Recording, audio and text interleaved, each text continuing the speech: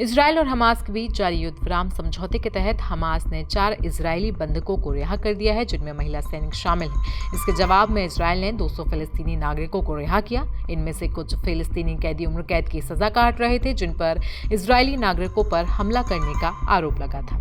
बता दें कि ये बंधकों की अदला बदली का दूसरा चरण था, जिसमें पहले भी 3 इजरायली बंधकों को रिहा किया गया था और 3 के बदले में 90 फिलिस्तीनी कैदी छूटे थे। बता दें कि हमास ने जिन 4 महिलाओं को रिहा किया है, उनका नाम एरिफ, डेनिला गिलवोबा, नामा लेवी और लिरी अलबाग शामिल हैं। इन चारों को 7 अक्टूबर 2023 को गाजा सीमा के पास नाहल ओज बेस पर पकड़ा गया था और जहां पर वे सीमा पर खतरों की निगरानी करने वाली इकाई का हिस्सा थी। अपहृत होने वाली एक अन्य महिला सैनिक अगम बर्जर का नाम फिलहाल इस लिस्ट में शामिल नहीं है। इस समझौते के तहत इजरायल ने यह स्पष्ट किया कि तब तक फिलिस्तीनी नागरिकों को उत्तरी गाजा में वापस नहीं लौटने देंगे जब तक कि हमास द्वारा अपहृत दर्जनों अन्य बंधकों में से एक अरबेल यहूद को रिहा नहीं किया जाता है। इजरायल ने दावा किया कि गाजा युद्ध विराम समझौते के तहत 200 फिलिस्तीनी कैदियों को रिहा किया गया है, जबकि हमास ने सिर्फ 4 इजरायली सैनिकों को छोड़ा है। ये अदला बदली 19 जनवरी को लागू हुए संघर्ष विराम समझौते के बाद हुई। इजरायल और हमास के बीच युद्ध विराम समझौते की शुरुआत 6 सप्ताह पहले हुई थी और अभी भी अनिश्चित है कि इसके बाद अब आगे क्या होने वाला है। हालांकि कई लोग आश्वासन देते हैं कि ये समझौता युद्ध के अंत की ओर एक बड़ा कदम हो सकता है।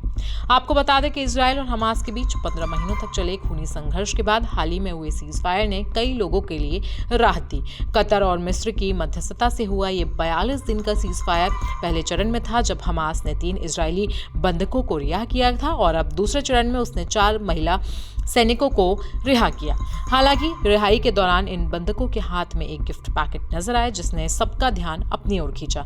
जो कि मीडिया रिपोर्ट्स के अनुसार हमास की मिलिट्री विंग कसाम ब्रिगेड्स के द्वारा उन महिलाओं को दिए गए थे। इन गिफ्ट पैकेट में एक सर्टिफिकेट, एक नेकलेस और कुछ तस्वीरें भी रखी हुई थी। मालूम हो कि ये सर्टिफिकेट हिब्रू और अरबी दोनों भाषाओं में रिहाई का फैसला लिखा था। इन गिफ्ट पैकेट पर कसाम ब्रिगेड का लोगो भी था, लेकिन हालांकि कुछ तस्वीरें सोशल मीडिया पर वायरल हुई जिन पर इस लोगो को ब्लर कर दिया गया था। बता दें कि 7 अक्टूबर 2023 को इजरायल पर हमले के दौरान हमास ने लगभग 250 बंधकों को बंदी बनाया था और उसका मकसद इजरायली जेलों में बंद फिलिस्तीनी कैदियों की रिहाई सुनिश्चित करना था।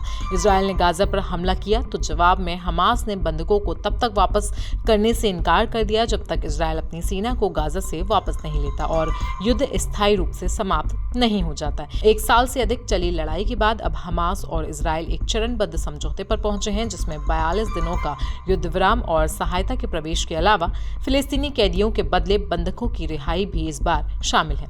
ये समझौता आगे की बातचीत के लिए रास्ता खोलता है, जो गाजा से इजरायल की पूर्ण वापसी और स्थायी युद्ध विराम की ओर ले जा सकता है। तो इजरायल और हमास के बीच हुए इस सीज फायर पर आपकी राय क्या है, हमें कमेंट सेक्शन में आप जरूर बताएं। साथ ही साथ देश दुनिया की बाकी खबरों के लिए भी आप बने रहें जनसत्ता के साथ।